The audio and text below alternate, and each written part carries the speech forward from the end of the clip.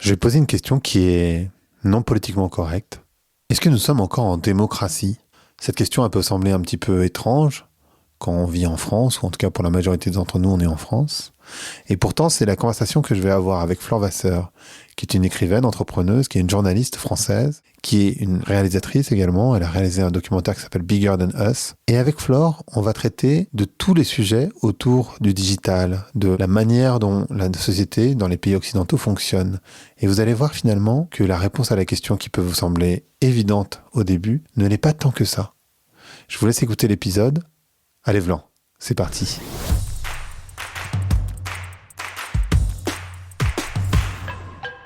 Donc bonjour à toutes et bonjour à tous, bonjour Flore. Bonjour. Comment ça va aujourd'hui? Super bien, ravie d'être là. Ben moi aussi, je suis ravi qu'on puisse discuter, d'autant que tu traites de sujets qui sont essentiels et qui sont, je crois, assez méconnus finalement. Et la première question que je vais te poser, qui peut être un petit peu ardue à répondre sans doute, c'est à t'écouter, je me pose la question, est-ce qu'on est encore en démocratie pour toi? En Europe, hein, j'entends évidemment, en Europe, aux États-Unis. C'est une bonne question et qui m'obsède. Et elle est compliquée. Alors, on a l'apparence d'une démocratie, on a des institutions, on a des élections, on a des partis politiques, on a de la presse, donc normalement une liberté d'opinion, une diversité d'opinion, etc. Ça, c'est le masque, ou en tout cas la structure, à laquelle tout le monde se raccroche pour dire non mais attendez, c'est pas la Corée du Nord, quoi. Et c'est vrai. Néanmoins, je pense qu'on glisse, et ça fait longtemps en fait, hein, c'est pas récent, je pense que peut-être ça a toujours existé, mais c'est devenu très très très visible. On glisse vers une situation dans laquelle le peuple n'est plus entendu, ou alors il ne s'entend plus. Et c'est ça ma question du moment, c'est-à-dire qu'on arrive à un moment où clairement l'intérêt général n'est plus en haut de l'agenda politique. Ça fait des années, hein, ça fait même des décennies. Les intérêts privés ont pris le pouvoir de façon évidente. Regarde tous les sujets du moment. Enfin, c'est fou, quoi. Le bon sens a complètement disparu. On ne préserve plus la vie, on préserve la croissance économique et les profits. Mais le reste n'a plus voix au chapitre. Et, et, et je pense qu'on est responsable de ça. Et c'est pour ça que je disais, est-ce qu'on n'entend plus le peuple, ou est-ce que le peuple ne s'entend plus? J'ai l'impression qu'on s'est accommodé de la situation. J'ai l'impression qu'on a accepté ce diktat de l'économie sur nos vies, qu'on a accepté que les intérêts privés priment sur la vie, que c'est devenu OK, on dit ah mais oui, mais il faut sauver les emplois, ah mais la croissance, c'est fou, on est devenu totalement inféodé à cette idée-là. Et c'est pour ça que j'ai longtemps cherché les complots, comprendre le dessous des cartes, qui gouverne en fait. Et c'est d'une tristesse infinie, parce qu'en fait, ce qui gouverne, c'est la médiocrité. Ce qui gouverne, c'est le fait d'avoir renoncé à se positionner en tant qu'être humain qui n'est que de passage et qui n'est là que pour transmettre, en fait. Cette histoire d'individualisme et de primauté, de suprématie, en fait. Et ce qui se retrouve aussi dans cette attitude un peu compulsive, après moi le déluge, tu sais, cette espèce de rigidité, j'ai tous les droits, etc. Mais c'est une démission totale de l'humanité, en fait. Et c'est ça qui me rend le plus triste. C'est-à-dire que c'est éminemment changeable, tout ça. Et je fais un lien parce que grâce à toi, j'ai retrouvé, ou j'ai pu rentrer en lien avec Annick de Souzenel, et elle en parle magnifiquement bien. C'est cette histoire de retournement, en fait. Donc là, on s'est laissé glisser, totalement infantilisé par la société, ce qu'on nous disait, les réponses faciles, les ordres faciles, finalement. On est comme des petits enfants, quoi. Et là, faut qu'on se retourne et qu'on devienne des grandes personnes. Et ça veut dire renoncer à beaucoup de pseudo-sécurité qui n'en sont plus, y compris se croire en démocratie. Parfait. C'est fou que tu fasses référence à Annick de Souzenel parce que c'est une femme qui est incroyable. C'est un épisode, je connais pas le numéro, mais c'est une femme de 100 ans aujourd'hui.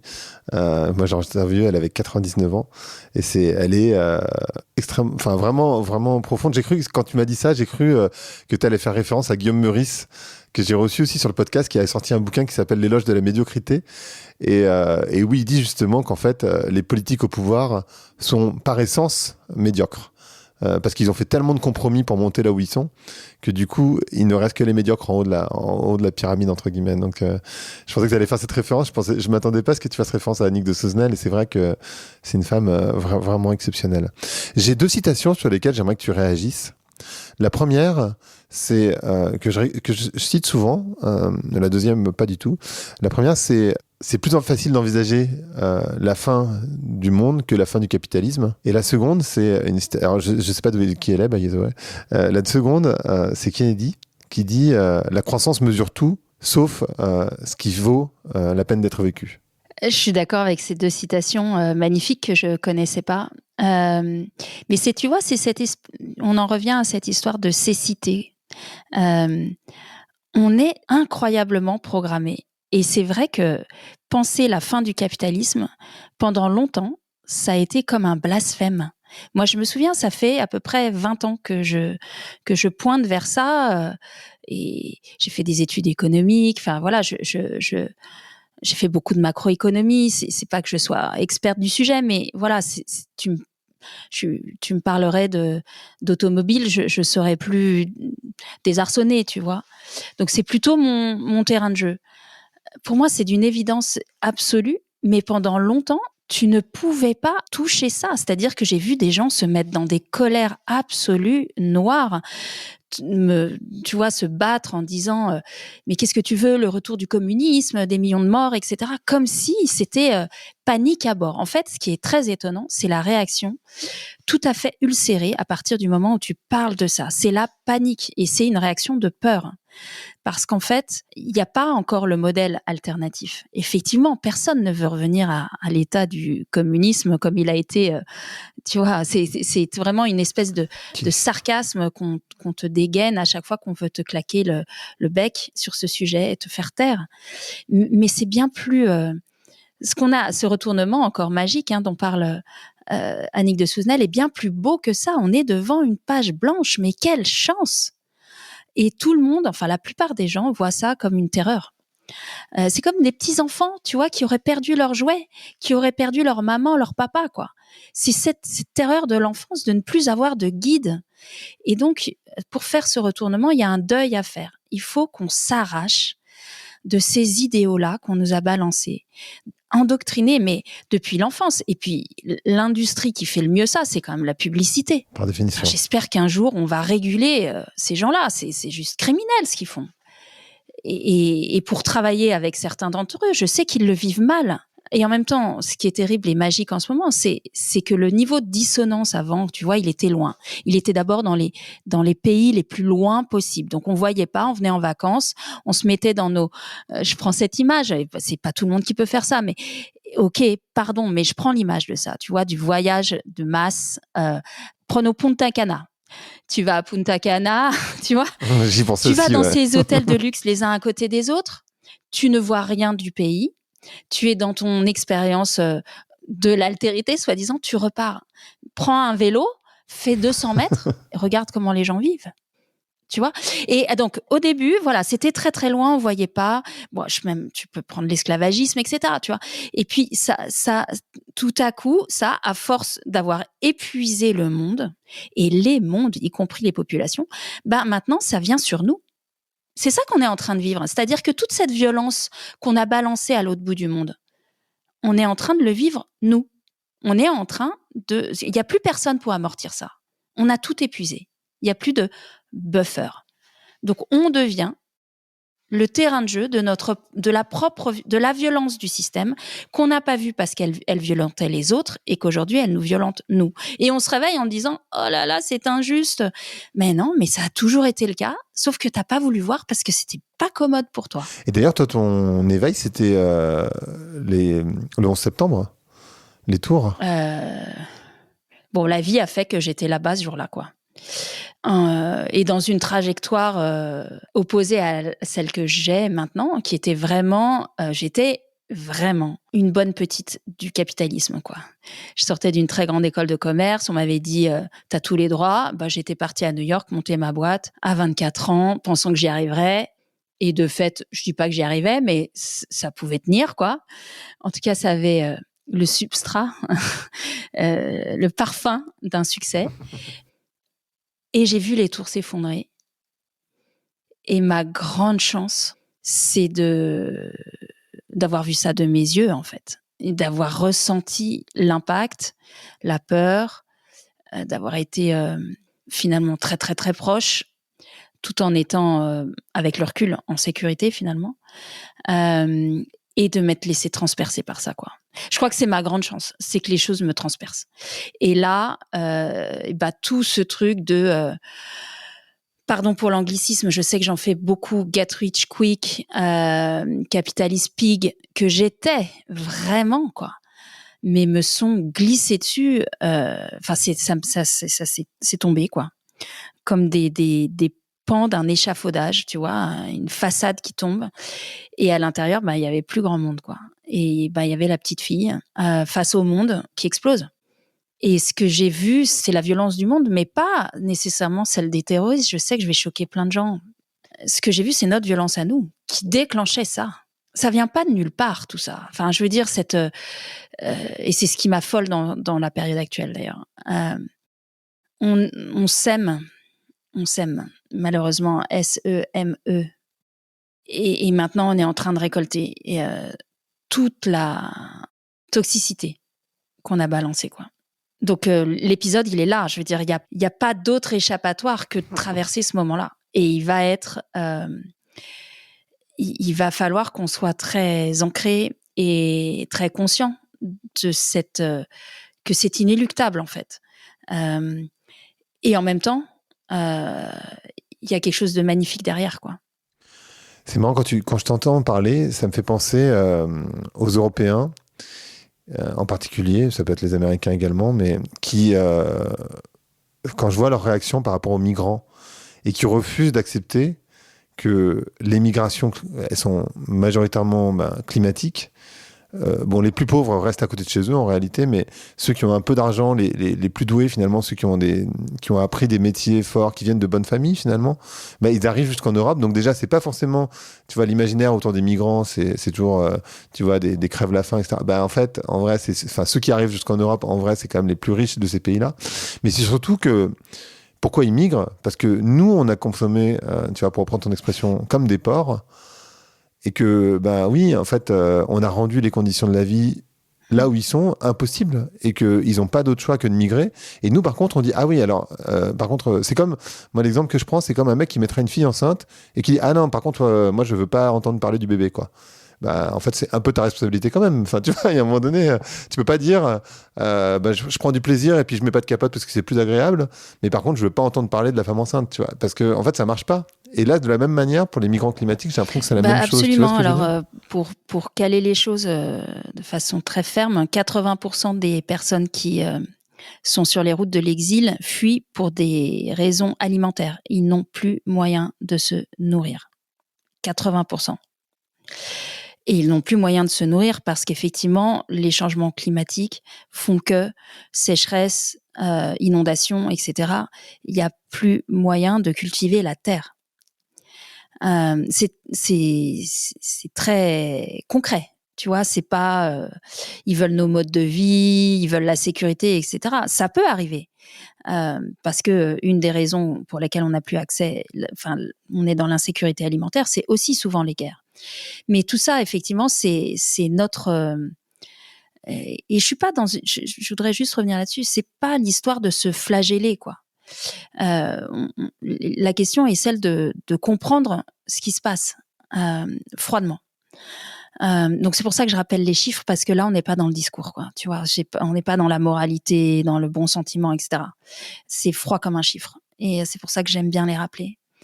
Après, tu peux avoir ton émotion. Et cette situation des réfugiés, merci de l'évoquer. Peut-être que tu sais que ça m'est ça me tient particulièrement à cœur pour un tas de raisons,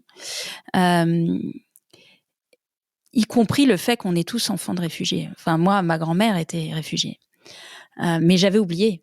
Et c'est que en travaillant Bigger Than Us et en me voyant combien cette question m'interpellait et combien j'étais complètement... J'étais comme dans j'avais l'impression de retrouver quelque chose de très familier, très familial en fait. Après, j'ai compris quoi.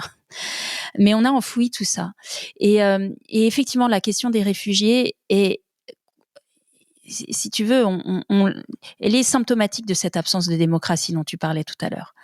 On devrait être obsédé par ça dans le bon sens du terme, c'est-à-dire prendre conscience que c'est ce qui est en train d'arriver à certaines personnes va nous arriver à nous. C'est une vague, elle va nous toucher.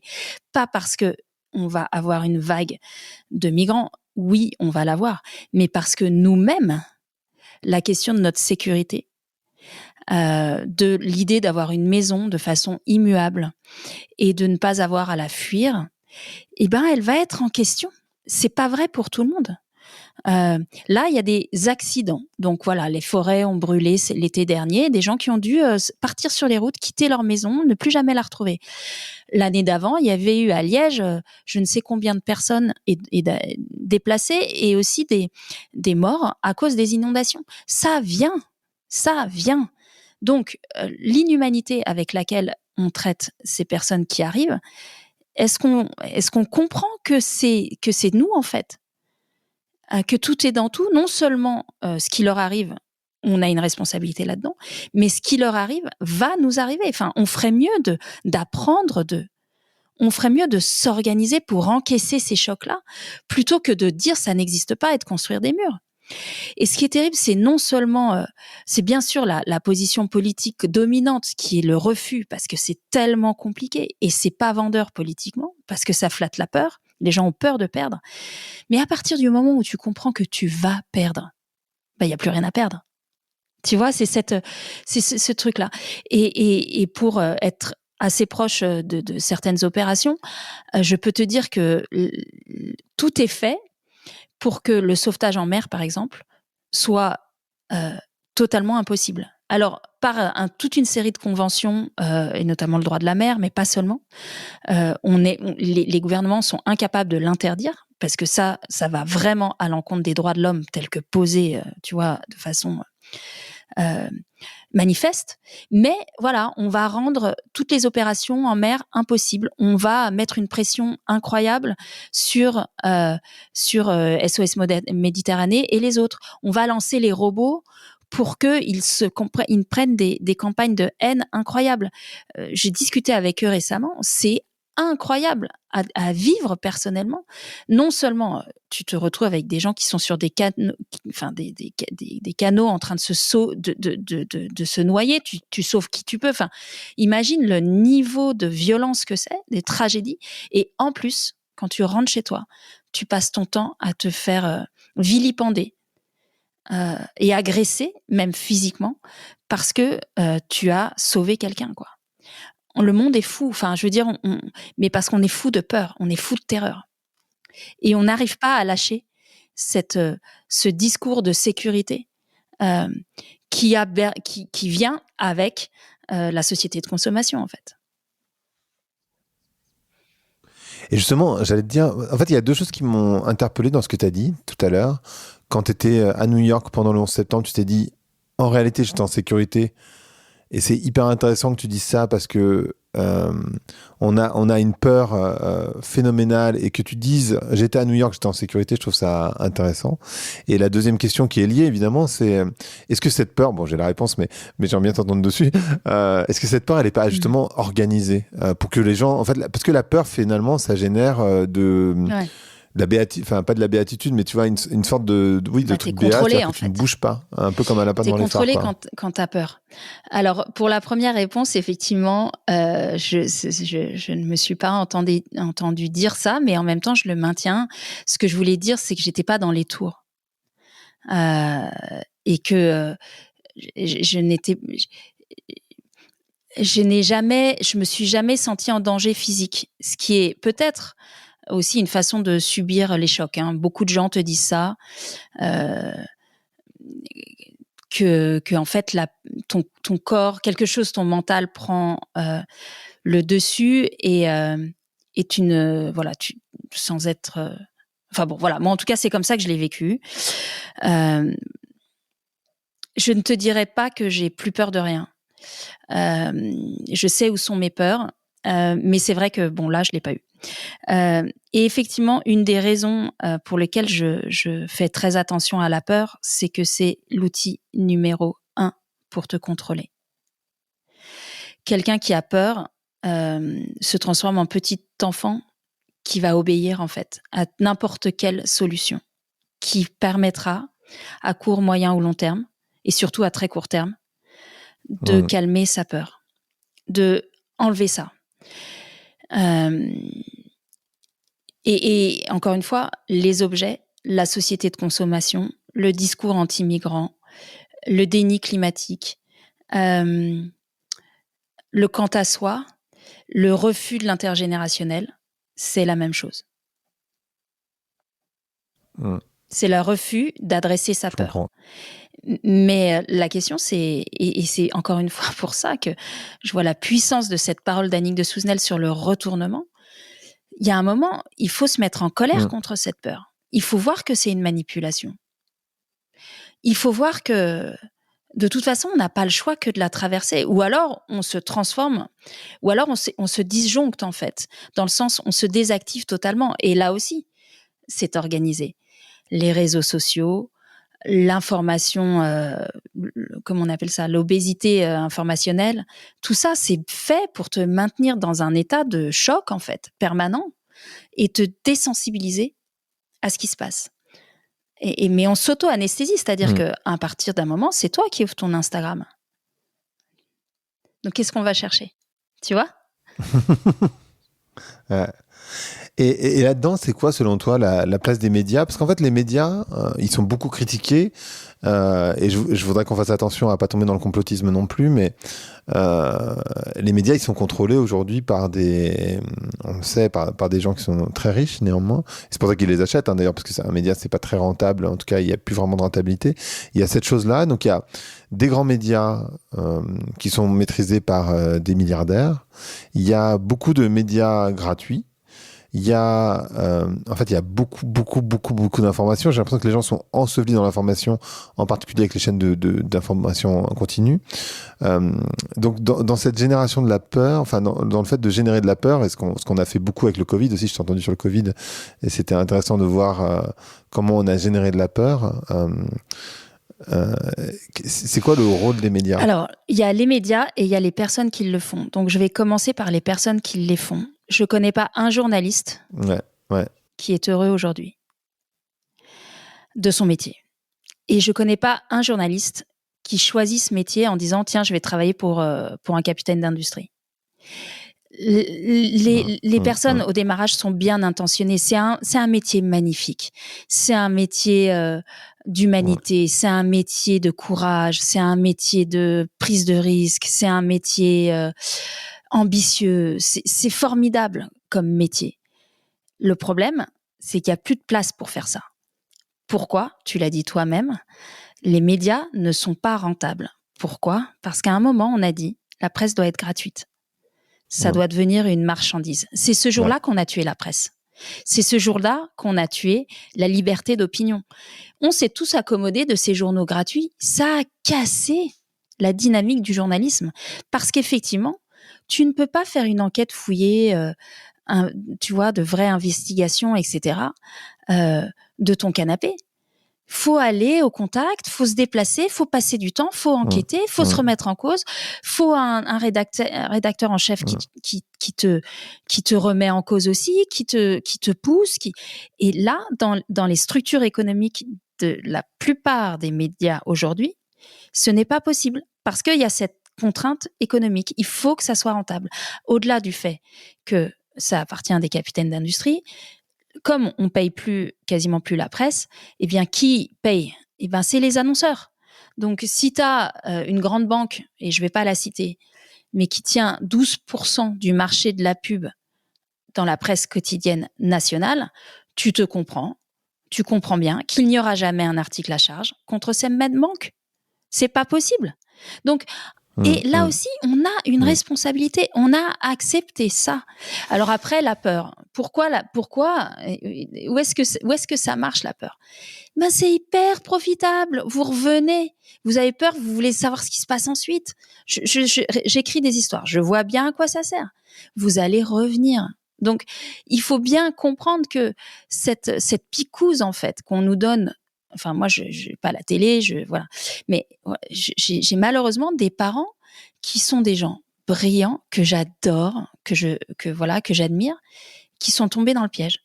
Et pendant le Covid, je les ai vus à l'œil nu se transformer en enfants terrorisés. Parce qu'ils regardaient des chaînes. Voilà. Et c'est effrayant. Et je suis en colère contre ces gens-là, parce que c'est comme la pub, en fait. Il y a un moment, je pense que voilà, il y a une responsabilité collective dans ce qui est en train de se passer. J'attaque pas les gens, parce que je sais qu'ils sont malheureux. Et qu'il faut aussi que, me disent-ils, eh bien, ils payent l'école des enfants, enfin c'est gratuit, mais bon bref, tu vois, les excuses habituelles de pourquoi je bouge pas, quoi. Mais voilà, on est en train de produire cette société-là, et quand on est journaliste, on a une responsabilité qui est juste énorme. Comme la tienne. Voilà, tu as décidé de faire ça. Bon bah, tu t'es émancipé et tu as trouvé ton modèle. Eh bien, c'est ça aussi, ce retournement dont on parle. Mais au niveau des individus, parce que qu'est-ce qu'ils peuvent faire? Parce qu'en fait, je me dis, effectivement, tu as raison. En fait, on est dans un modèle on nous a vendu, on va dire, un modèle du bonheur par le succès, qui est une forme d'accumulation, qui marche pas du tout, hein, by the way, parce qu'en fait, la réalité, c'est qu'on n'a jamais eu autant de PIB par personne en France, et que les gens sont tristes à crever. Il y a une pandémie de santé mentale, donc si ça fonctionnait, on le saurait quand même aujourd'hui. Donc on voit bien que ça marche pas, ce truc d'accumulation. Et puis bon, c'est pas. Enfin, il y en a certains qui accumulent beaucoup, beaucoup, beaucoup plus que d'autres, par ailleurs, dans ce système. Donc on voit bien que ça fonctionne pas non plus. Mais qu'est-ce que tu conseillerais aux gens? D'abord, comment on s'informe? Et comment on fait Est-ce qu'il faut aller vers de la désobéissance civile? Alors, maîtriser sa pensée, c'est vraiment la première étape. Et ça passe par accepter la situation. Voilà, il faut accepter qu'on est vraiment planté. Et que c'est dur. Et que ça va être de plus en plus dur. Voilà, je pense qu'il faut pas se voiler la face. Faut arrêter de se voiler la face. Et ça fait partie du deuil à faire. Donc il y a un deuil à faire, clair. Et la bonne nouvelle, c'est qu'on est quand même de plus en plus nombreux à le faire. Donc ça peut se parler. Tu vois, ce dont on parlait tout à l'heure sur la fin du capitalisme, et combien c'était il y a encore quelques temps totalement blasphématoire, que juste dire ce mot-là, maintenant c'est ok. Hein. Tu peux en parler à table sans te faire jeter, tu vois. Tu peux et tu peux même en parler à des patrons d'entreprise, tu vois. Je veux dire, ça y est, quoi. Les gens sont en train de se dessiller. Donc ça, c'est la bonne nouvelle. C'est le bon moment pour faire le deuil. Ok, on va être tous ensemble. Et plus on est nombreux à le faire, et plus ça va être facile à vivre, en fait. Parce que la pression du groupe et le fait de se sentir seul face à ça est un énorme frein. La bonne nouvelle, c'est que à nouveau, on est de plus en plus nombreux. Tu fais partie, je fais partie des gens qui permettent, je pense, Annick, enfin tous ces gens que tu es enfin voilà, c'est ça. On est là. Petit, perdu dans l'océan de médiocrité, de mauvaises nouvelles, de peur, etc. Mais on est là. Il y en a plein. Donc, commencer à reconnaître ça. 2, s'émanciper. Donc, effectivement, moi, je déconseille vraiment de pas avoir de télé, quoi. Franchement, ça sert à rien. 2, la presse libre, il y en a. La presse intelligente, il y en a. Mediapart. Moi, je suis accro à Courrier International. Voilà, j'ai pas besoin de plus. Et c'est déjà beaucoup. Si tu le lis du début jusqu'à la fin chaque semaine, c'est vraiment beaucoup. Mais allez-y, quoi. Sortez de vos carcans. C'est thérapeutique et ça fait du bien. Et parce que là aussi, tu vois la vitalité de la presse. Tu vois le travail journalistique dans tout ce qu'il a de plus noble. Parce que c'est de la presse du monde entier et qu'il y a un travail de rédaction énorme. Donc, arrêtez ça. Arrêtez la télé. Arrêtez le plus possible les réseaux sociaux. Comprenez que, et si vous le faites, comprenez que vous rentrez dans une machination, en fait. Vraiment. Qui est juste fait pour vous désactiver. C'est tout. Parce que comme ça, on vous contrôle. Et puis après, il y a l'idée de ne pas rester seul. C'est ce que je te disais tout à l'heure. Chercher son groupe. Se rapprocher de ces gens-là. Tu parlais de Thinkerview, moi je parlais d'une certaine presse. Il y a des groupes dans les quartiers. Et puis très vite, commencer à comprendre que une fois que on s'est saisi de la réalité, l'étape d'après, c'est de se dire qu'on a envie d'avoir un rôle à jouer. Et ça commence vraiment dans son quartier, dans sa cour d'immeuble. Quels sont les assos autour de soi? Qui bougent? Où est-ce que je peux être utile? Mais surtout, en fait, plus que ça, avoir une expérience de vie. Quand je te disais tout à l'heure, ce qui est visé, c'est cette peur, c'est cette désactivation. Cette activation, elle vient dans ce sursaut de se dire, je peux faire quelque chose, peut-être de minuscule, mais je vais exprimer là que je suis vivant, en fait. Et ça, c'est le cœur du truc. Et honnêtement, peut-être ça vous paraît très théorique, mais je vous garantis que c'est presque une sortie de corps et c'est une reconnexion très forte à la joie. Je suis totalement d'accord avec ce que tu dis. J'aimerais bien revenir sur ce que tu dis sur les réseaux sociaux et le fait de faire partie d'une machination. Est-ce que tu peux expliciter un peu ta pensée? C'est prouvé 1000 fois que c'est un labo de Stanford qui s'appelle le Persuasion Lab, qui explique qu'en fait l'algo est fait pour vous injecter vous auto-injecter une petite dose de dopamine, qui est le même système avec la cocaïne d'ailleurs, le sucre ou la consommation. Donc quelque chose qui va aller taper dans ton cerveau pour exciter quelque chose qui est de l'ordre aussi de la peur et du plaisir, et qui va faire une petite excitation et qui va faire que tu vas que tu vas rester en fait, parce que tu vas avoir envie de ta dose de dopamine supplémentaire. Moi, je dis la dopamine, elle se trouve aussi dans le réel, quoi. Alors pas par la drogue, mais par la joie. Et il y a quelque chose d'encore plus chouette dans le réel, c'est l'ocytocine, et c'est l'amour. Et c'est l'amour de ses enfants, l'amour d'autrui, l'amour de la vie, l'amour de la nature, etc. Et ça, c'est encore plus puissant que la dopamine. Mais il faut être un tout petit peu autonome pour y aller, tu vois. Il faut s'arracher des chaînes. Je pense que voilà, les réseaux sociaux, c'est des chaînes en fait. C'est des chaînes qu'on te met au poignet pour que tu te baisses, que tu ne regardes plus autour de toi, et puis que tu te transformes en mort-vivant, quoi. Accro à ta petite dose quotidienne. Et alors, et tu parlais tout à l'heure de liberté de penser.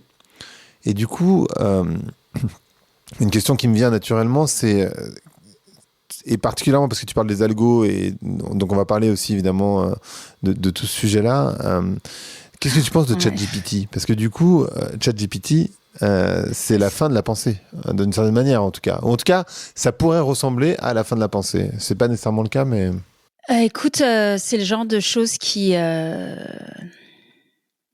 bien sûr me pose problème et m'effraie. En fait, je vais prendre une expression de mon fils, mais pour moi, c'est le parachèvement actuel de l'économie de la flemme. Tu vois, et là-dedans, je mets tout. Je mets Uber, les trucs qui viennent à domicile pour te livrer, tout ça, machin. Bah maintenant, tu vas avoir ta pensée préformatée, tu vas rentrer 2-3 critères et hop là, on va te sortir ta disserte et ton article et ton film et voilà. Et ben voilà, on y est. Et c'est normal que ce truc arrive. C'est normal, c'est logique. On est dans l'économie de la flemme. C'est la même chose que la désactivation. Tout ce qu'on, tout ce à quoi on tend, c'est basé sur ce socle de tu as tous les droits, tout est fait pour ton confort et pour que tu sois bien au chaud.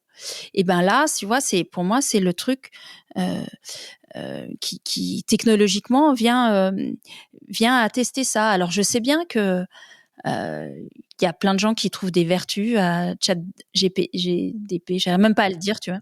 GPT, tellement ça, tu vois, ça c'est quand j'arrive pas à dire quelque chose, c'est que je suis en colère. Et d'une manière générale, au-delà de l'intelligence artificielle. Alors, ce qui reste, c'est l'ocytocine. Ce qui reste, c'est la part d'amour, d'imaginaire, de joie et donc la part des émotions. Mais si tu es verrouillé de peur, tu n'as pas accès à tes émotions. Tu vois bien que le chemin, il est vraiment de commencer par casser ce truc-là de peur. Si tu as peur, ChatGPT, tu vas t'en servir. Parce que ça va être pratique, ça va être commode. Tu vas avoir plus de points, machin, etc. Si t'as pas peur, tu vas te dire, ouais, mais en fait, moi, ce qui m'intéresse, c'est d'avoir un exercice en moi où je vais réfléchir, je vais m'éclater, je vais créer, je vais travailler, en fait. Voilà, tu vois, l'anti-économie de la flemme. Je vais travailler. Et pas dans le sens... non, mais ouais. Ouais, c'est de l'effort, mais c'est une sublimation, en fait. Et ça ramène à la question vraiment essentielle. Qu'est-ce qu'on est venu faire ici ? On est sur Terre pourquoi ? Pour passer du temps sur les réseaux et chercher la prochaine paire de baskets, ou c'est ça la vie, ça sert à ça ? C'est pour ça qu'il y a eu tout ça, c'est pour ça qu'il y a une Terre qui existe depuis plus de 3 milliards d'années, qu'il y a des millions d'années d'évolution pour aller... C'est tout ça pour ça ? Enfin, vraiment, est-ce que... Tu vois ? Non, mais... j'aimerais qu'on se pose cette question. Et après, il y a peut-être des gens qui disent, ouais, moi, je sers à ça. Très bien. Moi, pas. Moi, c'est sûr que je crois pas. Ce que tu me dis, ça me fait penser à Wall-E, tu sais. Tu te souviens de ce dessin animé ? Ouais. Et écoute, en fait, je l'ai re-regardé et ça m'a... En fait, c'est d'autant plus fort. En fait, tu te rends compte à quel point il y a un certain nombre de messages qui sont assez puissants, en fait. Les dessins animés, notamment de Pixar, sont extraordinaires. Je sais que je me suis fait allumer sur Thinkerview parce que j'avais parlé de Saul, mais là, je vais te parler de Vice Versa aussi, qui travaille sur qui est un film, je sais, sur les émotions, mais c'est extraordinaire, en fait. Et il y a beaucoup de choses dans les dessins animés, beaucoup. Et je pense qu'ils essaient de faire passer un maximum de messages. Et Wall-E aussi, bien sûr. Et ce qui est marrant, c'est que je l'avais pas vu, Wall-E. Et dans Bigger Than Us, j'ai une scène sur une décharge avec des pelles mécaniques qui remontent des sacs plastiques pour faire des montagnes, en fait. Et tout le monde m'a dit, c'est Wall-E, quoi. Mais j'avais pas vu Wall-E. Donc c'est drôle. Enfin bon, bref. Ouais, non, mais c'est drôle. Mais c'est vrai qu'en fait, d'abord, tu parlais de joie. Et en fait, c'est bizarre parce que on sait tous à peu près comment ça fonctionne. C'est-à-dire qu'on sait tous que la joie, et ce qui fait du sens dans la vie, parce qu'il y a beaucoup de gens qui se posent des questions, comment je trouve du sens, qu'est-ce qui fait la joie, comment je peux être plus heureux. Bon, on a la réponse. La réponse, c'est il faut créer des liens profonds avec des personnes dans lesquelles tu as confiance. Donc voilà, la réponse, elle est super facile. Franchement, voilà, je vous le dis, si vous voulez être plus heureux, si vous voulez avoir plus de joie, créez des liens avec des gens profonds, avec des gens qui sont autour de vous. Voilà, c'est tout. Il y a rien de plus que ça, c'est de l'amour, en fait. Il y a ni plus, ni moins. Et ça permet de bâtir des choses, etc., etc. Et pourtant, ce qu'on observe, c'est que les gens sont de plus en plus seuls, les gens ont de plus en plus peur, les gens se recroquevillent dans des politiques qui jouent encore plus sur la peur, comme l'extrême droite, donc encore plus que Macron. Et c'est très étrange à observer, parce que tu te dis, mince, pourtant on a la recette, c'est facile, il faut juste se connecter avec les autres, c'est tout. Il n'y a pas besoin de maximiser tes revenus, maximiser ton accumulation, ou accumuler je sais pas trop quoi, comme tu vois, de la décharge, parce que finalement et on sait bien que plus tu as d'argent, plus tu accumules, Et pourtant, tu vois, j'aimerais bien être dans la tête de Bernard Arnault, tu vois, je me demande ce qui se passe dans sa tête. Je comprends pas, en fait. Je pense qu'il a un autre logiciel que moi, j'en sais rien, j'imagine que oui, parce qu'il doit forcément vivre avec lui-même, donc... mais j'ai du mal à saisir. Et puis il y a des gens qui le défendent en disant oui, mais regardez, il a créé X emplois, etc. Toujours les attends, emplois. mais à quel prix, en fait? Il a créé plein d'emplois, mais d'accord, mais pour qui, à quel prix, et sur le dos de qui, en fait, il fait de l'argent exactement, parce qu'en fait... Et pourquoi faire? Et pourquoi faire? Enfin, c'est ça, à quoi ça sert? Et ça cartonne, hein? Enfin, Comme jamais. bah oui, non, mais les gens, ils sont... En fait, ce qui est marrant en ce moment, c'est qu'on a ce système de valeurs qui prévaut toujours, l'accumulation.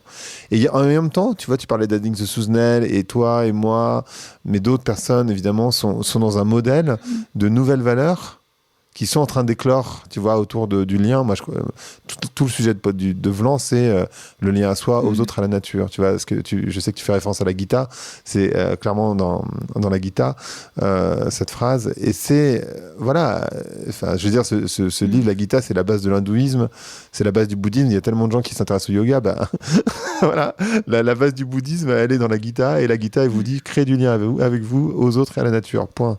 Et pas du lien avec vous de manière en mode développement personnel qui serait une sorte de truc tu vois, où tu regardes ton nombril en permanence. Non, créer du lien avec soi pour créer du lien avec les autres. Elle dit autre chose, si je peux me permettre. Vas-y, bien sûr. Elle dit, mets-toi au service de quelque chose de plus grand que toi. Et ça aussi, c'est du lien. Tu vois, la question du lien, effectivement, elle est essentielle. Et pour bien comprendre, je m'excuse, mais je vais y revenir un petit peu en arrière. Tout ce socle sur lequel la société actuelle est basée, qui organise la peur, organise l'individualisme, organise la compétition. En fait, il organise la séparation. Parce que si vous êtes séparé, vous êtes contrôlable. Vous êtes faible, vous êtes seul. Et donc, voilà, vous êtes soumis à vos pulsions les plus primaires. Ça, c'est quelque chose qui vient de très loin. Hein. Et c'est la séparation entre nous, dans nos familles, dans nos sociétés, dans nos entreprises. Mais c'est la séparation avec les autres pans de l'humanité, c'est la séparation avec le temps, c'est la séparation avec la nature. Et ça revient, c'est Descartes. C'est Descartes. L'homme est supérieur, l'homme en plus, est supérieur à la nature. Bon, là, on était cuits, hein. On a pris tous les droits, on s'est dit, si on a tous les droits sur la nature, on peut en faire tout ce qu'on veut, exploiter les peuples, etc., etc. Donc, tout ça, ça vient de très, très, très loin. Et aujourd'hui, on est dans j'espère vraiment, le queue de comète de cette idéologie-là, voilà. En face, il y a quoi? Il y a la réconciliation. Il y a l'idée que tout est lié. Tout ce qui nous arrive, et c'est ce que j'ai compris le 11 septembre, ces bombes, elles sont pas venues de nulle part. Ces bombes en forme d'avion, elles sont pas venues de nulle part. Si on balance de la violence au monde, elle nous revient. Si on crée les famines loin, les gens vont venir. Si je parle mal à mes enfants, je vais créer des problèmes pour eux. Enfin, voilà, tout est éminemment lié. Et l'idéologie de séparation, elle nous a fait oublier ça. Parce que du coup, on est devenu des machines. On est devenu ce truc qui devait tout le temps produire, quoi, nous-mêmes. Et chercher la performance dans tout, y compris dans nos relations. Donc, la joie dont tu parles, c'était cette espèce de gratuité. C'est faire des choses pas parce qu'elles sont profitables ou rentables, pas parce qu'elles vont m'apporter une accumulation ou satisfaire mon ego. Je vais faire ça parce que j'ai envie de connaître la personne en face de moi. Parce qu'en fait, elle me touche. Parce qu'en fait, cette personne en face de moi, c'est moi. Elle, c'est moi. Moi, c'est elle. La Covid nous l'a très, très bien rappelé. Si t'étais malade, j'étais malade. Si j'étais malade, t'étais malade. C'est évident. On avait une manifestation très nette de cette interconnexion de tout en tout le temps. On n'a pas voulu voir. Voilà. Donc, on va se reprendre encore des trucs là, de plus en plus graves, jusqu'à ce qu'on comprenne vraiment. Tu vois, mais c'est ça qui est à l'œuvre aujourd'hui. Et c'est pas toujours facile d'être dans le lien.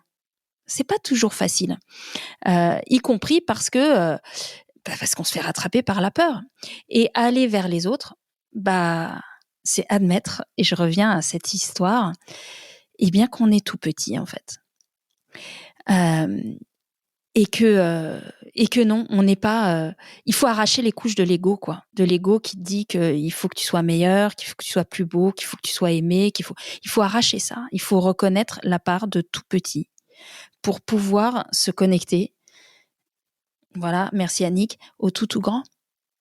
Et c'est cette verticalité en fait qui rend solide dans ce qui se passe. Pour moi, c'est la seule parade. Hein. Il n'y en a pas d'autre. Elle est spirituelle. Moi, j'en suis convaincu aussi. Alors, le yoga, c'est super pour avoir des jolies fesses, mais c'est surtout super pour commencer par le corps à approcher des pensées qui ont traversé les millénaires. Enfin, c'est à 5000 ans le yoga, quoi. Et la Bhagavad Gita, c'est vraiment un manuel pour l'action, pour les autres. Qu'est-ce que ça veut dire de se mettre au service de plus grand que soi et au service des autres? C'est puissant. Hein. Et là, c'est de la joie en barre tout le temps. Et quand tu parles de spiritualité, et pour reprendre les mots d'Annick, c'est pas une spiritualité qui serait liée nécessairement à des dieux avec des dogmes, hein, bien sûr. C'est une spiritualité qui est pas nécessairement dogmatique. Je peux te parler de ça. Je pense que c'est hyper important de parler de ça. J'en ai jamais parlé, mais moi, j'ai été élevée dans la religion catholique. Je vais même te dire, j'étais enfant de cœur, quoi. Je l'ai jamais dit. Et j'y croyais, mais dur comme fer à cette histoire de Dieu, de Jésus, de trucs, de machin. Et puis quelque chose s'est passé dans ma vie qui a arraché ça. Très personnel. Et après, du coup, j'ai rejeté en bloc les religions et avec la spiritualité. Et c'est dommage, tu vois. Et j'ai mis 30 ans à y revenir. Peut-être plus même. 40 ans, tu vois. Mais quel dommage. J'ai tout jeté, le bébé avec l'eau du bain, tu vois. Alors qu'en fait, il y a des gens qui essayent de nous aider à vivre depuis toujours. En donnant, y compris dans la religion catholique d'ailleurs. Y compris là-dedans, tu vois. Donc c'est pas un... Oui, bien sûr. Je suis soulagée en fait de me dire mais en fait c'est là et on le voit pas parce que parce qu'il y a ce rapport violent à la religion et il y a eu cette violence de la religion. Vraiment. En tout cas la religion catholique et puis enfin de toutes les religions. Les religions sont violentes parce qu'elles veulent te contrôler. Donc où est ton libre arbitre en fait, et donc aller puiser à droite à gauche et faire son mix. Je crois que c'est Annick de Souzenel est un exemple de ça. Elle est passée du judaïsme au catholicisme, à l'hindouisme, enfin voilà. Mais allons-y gaiement, quel voyage quoi. Complètement. Et on n'a pas du tout parlé des lanceurs d'alerte et en même temps, ça serait dommage de ne pas en parler quand même, parce que c'est une énorme partie de ta vie et c'est ma vie. Et oui, voilà, c'est ça. En gros, c'est ta vie. Donc, ça serait con de ne pas en parler. Et en même temps, c'est essentiel parce que je crois que les personnes qui écoutent, elles savent pas, on comprend ce que c'est qu'un lanceur d'alerte. Mais on se dit, ah ouais, c'est dommage quand même. Mais tu vois, Aaron, on va parler évidemment, mais d'autres, on peut parler d'Assange aussi, et je sais que tu as une petite dent contre Assange, donc on va en parler aussi, mais on comprend pas très bien pourquoi ils font ça et quel est leur rôle dans la société. Est-ce que tu peux nous parler de ça? C'est quoi un lanceur d'alerte et pourquoi il est important? Moi, je crois que le lanceur d'alerte, dans son sens le plus noble, dans son acceptation la plus noble, et pour moi, c'est effectivement Aaron Swartz et Edward Snowden. C'est des personnes qui font le Bhagavad Gita. C'est des karma yogis, c'est des personnes qui se mettent au service de quelque chose de plus grand qu'eux, qui décident de renoncer à leur confort, à leur sécurité, pseudo-sécurité, pour dénoncer une injustice, parce que tous les autres moyens n'existent pas et parce que la hiérarchie directe ou la société ne veut pas entendre. C'est des gens qui se mettent en travers de la route, en fait. Le drame, c'est que à 99%, on les entend pas. La société et les médias en font des personnes dangereuses, dénoncent en fait leur pouvoir dénoncent en fait l'acte comme anarchiste, complotiste, etc. Alors que c'est un acte éminemment humaniste. Et tu vois, je vais faire un grand écart si tu veux, enfin pas si grand, mais en ce moment on est en train de traiter les personnes qui veulent défendre le climat d'éco-terroristes. Je voudrais alerter tout le monde sur ce qui est en train de se passer.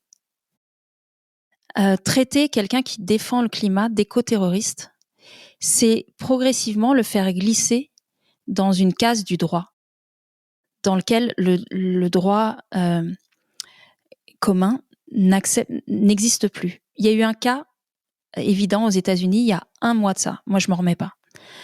Un enfant qui était, un jeune homme de 26 ans, l'âge d'Aaron, qui défendait une forêt autour d'Atlanta, a été tué à bout portant par la police. Quelques semaines avant, donc c'était une ZAD, quelques semaines avant, la presse martelait que ces gens-là étaient des éco-terroristes. Aux États-Unis, quand vous êtes un éco-terroriste, vous n'êtes plus soumis aux droits communs. Vous n'avez plus les mêmes droits que les autres. Donc je voudrais faire très très très attention aux personnes qui entendent ces messages et qui pourraient même utiliser cette expression. C'est extrêmement grave. Vous mettez une étiquette sur des gens, déjà qui font un acte qu'on peut, si ce n'est comprendre, en tout cas entendre et respecter. Et par ailleurs, on les fait glisser dans quelque chose qui leur ôte le droit même d'être là, en fait. Et au nom de cet éco-terrorisme, aux États-Unis, il y a 20 États sur 50 qui ont interdit le droit de manifester. Tu me posais la question de savoir si on était en démocratie. Tout ça s'est passé comme dans du beurre. C'était trop facile, en fait. Mais pourquoi c'est facile ? Parce qu'on martèle que c'est du terrorisme. Donc attention, enfin là, moi je lance l'alerte sémantique. Il faut faire très très très attention. Au nom de, sur notre, profitant de notre indifférence en fait, et de notre peur, il y a des pans entiers du droit qui sont en train de tomber. Et moi, ça me terrorise. Là, je vais te parler de ma peur. J'ai créé ce film Bigger Than Us qui dit à toute la jeunesse du monde entier de se bouger et de devenir activiste. Et là, ce que je vois arriver, c'est un arsenal de lois et de gouvernements qui va broyer ces gens-là. Parce que nous, adultes, qui voyons les choses et qui sont encore programmés pour notre confort, on est OK avec ça. Et on se dit non, mais si le gouvernement le fait, c'est qu'il doit avoir des bonnes raisons, quoi. Ben non. En fait, non. Pas sur ce coup-là. Bah si, ils ont une bonne raison, hein, ouais, de protéger mais c'est le pas capital. Une bonne raison. De protéger le système et de protéger les gens qui l'ont permis d'être élus, en fait. Mais c'est assez intéressant cette. En fait, moi j'ai été choqué par cette expression d'éco-terrorisme. Elle a été prononcée par un ministre. Enfin, tu te rends compte, elle est prononcée par un ministre. Non, je sais, c'est Darmanin qui l'a prononcée. Ouais, c'est pas une parole de journaliste, c'est un ministre qui parle de ça. Non, ouais, bien sûr. Et c'est fou parce que terrorisme, ça voudrait dire détruire, alors que eux, ils sont en train de protéger. Le terrorisme, c'est le capitalisme sur la nature. C'est pas les gens qui protègent la nature qui sont les terroristes. Non, mais c'est hyper intéressant, tu sais. Bien sûr. Même psychologiquement, je trouve que. Et je vais te citer un activiste du climat que j'aime beaucoup, qui s'appelle Bill McKibben, qui dit « Nous ne sommes pas les extrémistes dans cette bataille ». Eh bien, voilà, je propose à tout le monde de regarder effectivement l'obscénité des super profits, des destructions du vivant, de la surconsommation, de la surproduction, des décharges, etc. Et de se demander qui est un extrémiste dans cette histoire, quoi. Et qui est le terroriste, exactement. Le terroriste, c'est Bernard Arnault, en fait. Enfin, pardon, mais d'une certaine manière, Bernard Arnault, il est beaucoup plus terroriste que quelqu'un qui essaie de protéger une forêt, ou que quelqu'un qui jette de la peinture sur une peinture, en l'occurrence. Le terrorisme, il est là. Il n'est pas dans... Une peinture protégée par ailleurs. vitre. Bien sûr, oui. Donc, il n'y avait pas de mise en danger. Mais c'est important parce que ça, personne ne le dit jamais. Et du coup, voilà. Oui, non, mais évidemment, tu as raison. L'œuvre n'a pas été atteinte du tout, évidemment. Pour revenir sur Aaron Swartz, qui est un sujet, évidemment, une personne qui t'a beaucoup touché. Tu peux nous rappeler ce que c'est que son combat et pourquoi il est décédé? Alors, Aaron, c'est un Américain de la banlieue de Chicago qui est né avec un don. Une intelligence. Il était surdoué. Et pour connaître pas mal de surdoués, c'est difficile à vivre. J'ai beaucoup travaillé le sujet. C'est souvent des personnes qui sont toujours désaxées par rapport à la société. Oui. Tu sais, c'est Krishnamurti qui dit il n'y a pas de quoi avoir honte de se sentir malade dans une société malade. Donc souvent les surdoués ils ont ça, tu vois. Complètement. Donc Aaron est né avec un cerveau surdimensionné, capacité de réflexion folle, et son père était certainement comme lui et a été un des premiers très tôt son papa s'est mis à coder, à bidouiller les ordinateurs. C'était un hacker, son père. Et il l'a assis devant les premières pages de l'internet, du web plus exactement. Et Aaron est tombé hypnotisé dans le code. Il avait 8 ans. Et depuis l'âge de 8 ans, il s'est mis à coder. Et très vite, alors il a commencé des dessins, des petits sites, des trucs de machin. Et puis très vite, il a été percuté par une autre idée, parce qu'il adorait lire aussi. Et qui était l'humanisme, en fait. Il vient d'une famille qui profondément est teintée de beaucoup de religions juives et très questionnant la vie, en fait. Et Aaron s'est sauvé avec les livres et le code. Et très vite, à l'âge de 12 ans, tu vois, il avait imaginé Wikipédia. Il avait programmé quelque chose qui, je sais plus comment ça s'appelait, mais bon, bref, 6 mois plus tard, Wikipédia est sorti, a balayé le truc et tout, mais il avait cette idée que l'Internet, le web, devait émanciper l'humanité, devait servir à partager la connaissance. C'était ça son grand humanisme, c'était l'idée de rendre la parole et la pensée la plus libre possible. On reboucle avec le début de l'interview sur la démocratie et ce qui est en jeu aujourd'hui. Et donc, il a été... donc à 14 ans, il a contacté Tim Berners-Lee, qui travaillait au MIT, et il a proposé de l'aider à distance. C'est le fondateur du web. Il a proposé de l'aider à distance et il a rentré dans son groupe de travail. Alors, Tim Berners-Lee travaille avec beaucoup d'ingénieurs partout dans le monde à distance, etc. Et puis un jour, c'est lui qui a travaillé l'architecture du web, quand même, de toute l'ossature sur laquelle on utilise et avec laquelle toi et moi là on discute. Et un jour, il a décidé de réunir tous les gens qui travaillaient autour de lui au MIT. Et il y avait Aaron SW qui arrive, donc qui en fait était un enfant d'1m20 perdu sous son cartable. Ils ont cru que il s'était perdu et ils sont tombés à la renverse quand ils ont compris que le type qui débuguait les lignes de code de tout le monde était un enfant de 14 ans. Et très vite, il a intégré le MIT, en tout cas le groupe de recherche de W3, l'entité qui supervise l'Internet, en fait. Et il a beaucoup travaillé avec Tim Berners-Lee.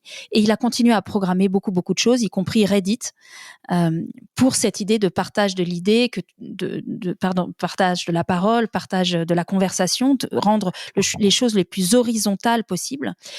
Et il a continué à progresser. Reddit, il l'a vendu, l'a rendu riche. Il a pu, du coup, ne travailler que pour ses causes. Bien sûr, il a arrêté l'école très tôt. Bien sûr, il est diplômé de nulle part. Il a fait 6 mois à Stanford. Il a cru mourir tellement il trouvait pathétique la façon dont la technologie s'emparait de l'intelligence humaine pour faire juste des choses rentables. Et il a commencé à se politiser avec le 11 septembre et à se rendre compte que la technologie qu'il adorait allait se retourner contre nous. Il l'a vu, en fait. Il a vu la façon dont le Patriot Act allait légitimer, en fait, le fait qu'on utilise tout l'arsenal de surveillance du monde entier, des États-Unis, contre la population elle-même, au nom, y compris toujours, du terrorisme.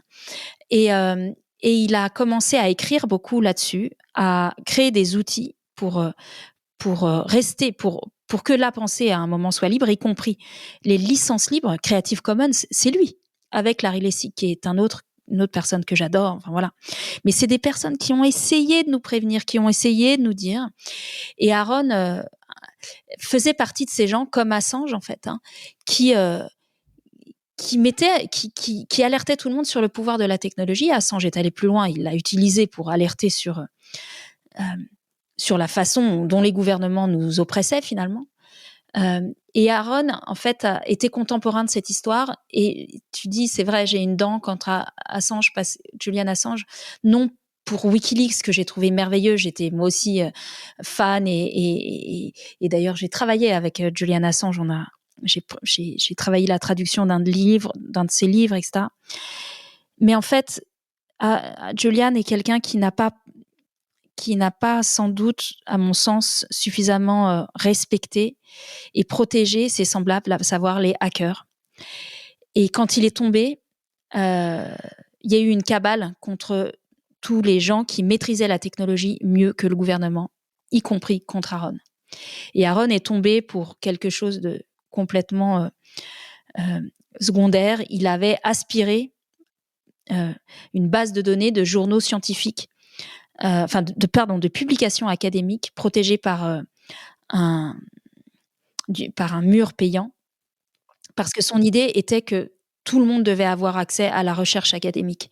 Il n'y a pas de raison qu'un chercheur de Stanford, qui avait été financé en plus par des deniers publics. Donc il ne comprenait pas. Et d'ailleurs, grâce à son acte, on a beaucoup progressé sur le sujet, mais il ne comprenait pas que la recherche scientifique soit protégée par le droit d'auteur, c'est-à-dire par le droit payant. D'ailleurs, le droit d'auteur peut être libre, mais par le droit payant, qui d'ailleurs ne revenait pas nécessairement à l'auteur, il revenait aux éditeurs. Et il a coécrit un manifeste là-dessus. Mais c'était vraiment son idée, que la pensée devait être libre. Si l'idée, c'était de s'émanciper en partageant les idées, alors ces idées devaient être libres. C'est une idée de Pierre Teilhard de Chardin, un jésuite paléontologue du début du siècle, qui parle du point oméga.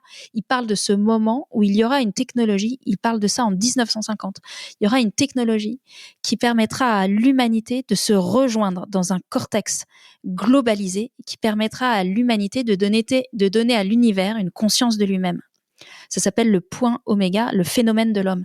C'est quelque chose, Aaron n'avait pas lu Pierre Teilhard de Chardin, mais c'est quelque chose, même les jésuites y pensent. Enfin, je veux dire, c'est pas un truc farfelu, quoi.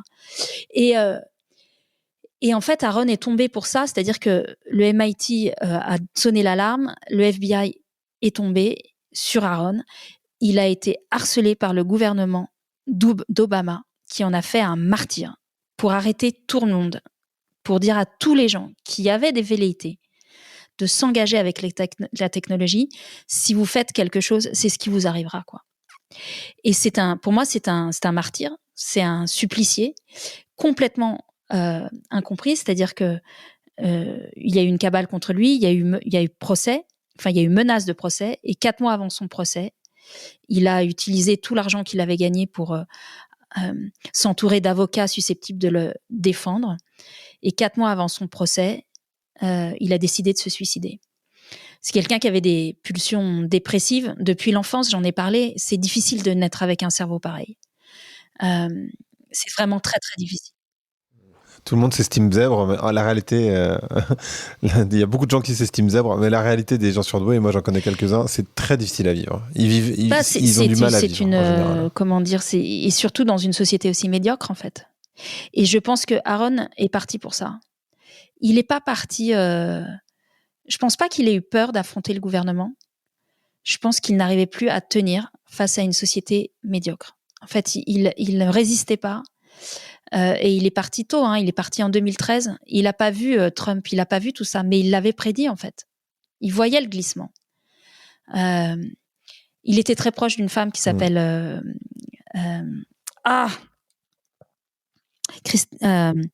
le sénateur Warren. J'ai oublié son prénom, pardon, je butais. Bon, bref. Elisabeth Warren, merci beaucoup. Elisabeth. Il était très proche d'elle. Il programmait il était dans ses campagnes, etc. C'est quelqu'un qui était viscéralement, qui avait une idée de la politique, qui était une idée gracieuse, grande, au service de l'humain, au service de la démocratie, au service de la vie, en fait.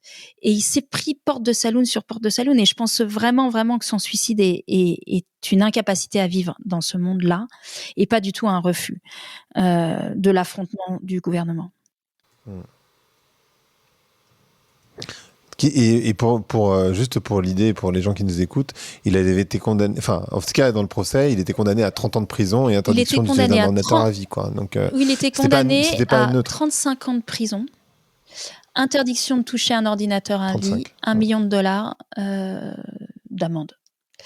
Et pour quelqu'un qui ne sait s'exprimer que par le code, effectivement, ne pas toucher un ordinateur, c'était compliqué pour lui, ouais. C'est une histoire vraie, hein, c'est pas du tout. Moi, j'ai passé 4 ans sur cette histoire, j'en ai fait un livre parce que je pense qu'on a perdu quelqu'un de très important. Ouais. Et si les gens ils s'intéressent aux lanceurs d'alerte, tu as aussi un documentaire qui est gratuit sur YouTube sur Snowden.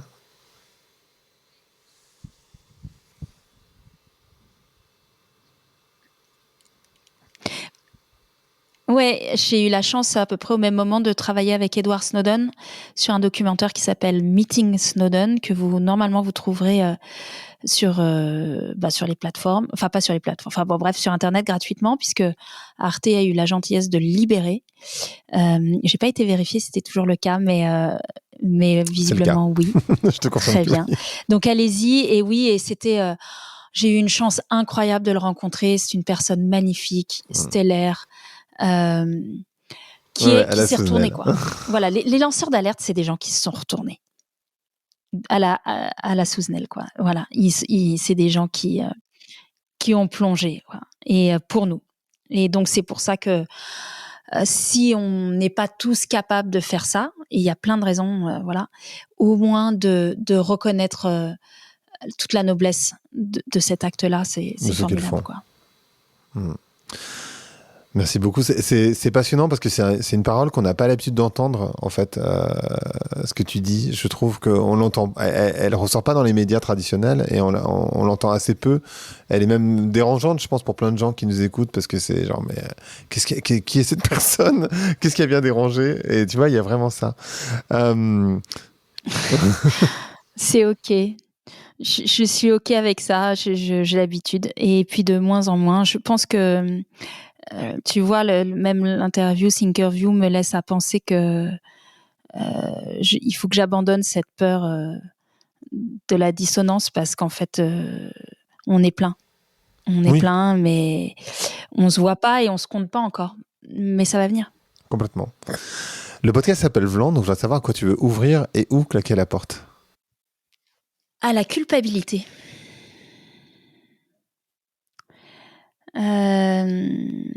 C'est un nouveau chemin pour moi, donc c'est pour ça que, tu vois, ça aurait été facile de te dire la peur. Bon, j'en ai parlé pendant 1h10 là, donc voilà.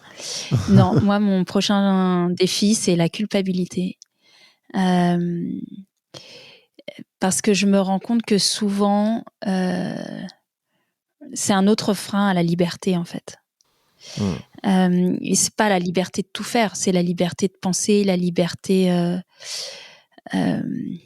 en fait, c'est comme une barrière, c'est comme une espèce de clôture que tu mets autour de toi. Donc, il me reste ça, ouais. Parfait. Clairement. Parfait. Merci beaucoup, Flore. Merci à toi. À très bientôt. À bientôt. Merci d'avoir écouté Vlan. Si vous avez aimé l'émission, n'hésitez pas à mettre des étoiles sur vos plateformes de podcast préférées. Vous pouvez aussi partager l'épisode sur vos réseaux sociaux, Instagram Stories, Facebook, LinkedIn, où vous voulez. Je suis Grégory Pouy. Vous pouvez me retrouver sur l'intégralité des plateformes sous le nom Greg from Paris. Si vous avez des idées pour des invités, si vous avez des commentaires, n'hésitez surtout pas à m'envoyer un message. Allez, merci et à bientôt.